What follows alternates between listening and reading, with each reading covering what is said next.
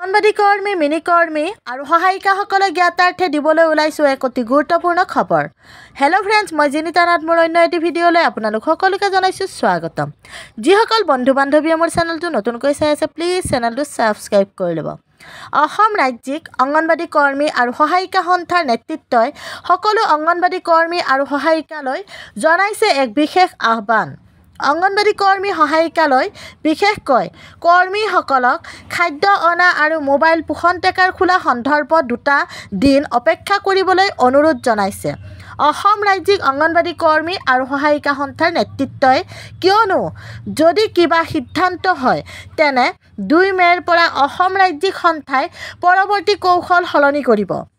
অহাকালি 1 মে' আন্তৰ্জাতিক শ্ৰমিক দিৱস আৰু শ্ৰমিক দিৱস পালন কৰিবলৈ সকলো অংগনবাড়ী কৰ্মী সহায়িকাসকলক আহ্বান জনাইছে।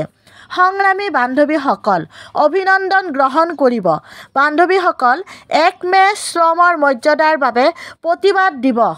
1 মে' দিৱস সমগ্ৰ ভাৰতবৰ্ষতে পালন কৰা হয়। ভাৰতবৰ্ষত ব্ৰিটিছ শাসন কৰ্তাসকলৰ বিৰুদ্ধে খড়গহস্ত হৈ শ্ৰমিক সৈনিকসকলে আন্দোলনৰ সূচনা কৰে।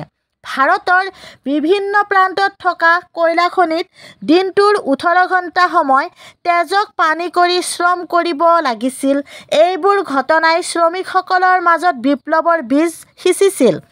ভাৰতত প্ৰথম ট্ৰেড ইউনিয়ন গঠন হয় 1920 চনত।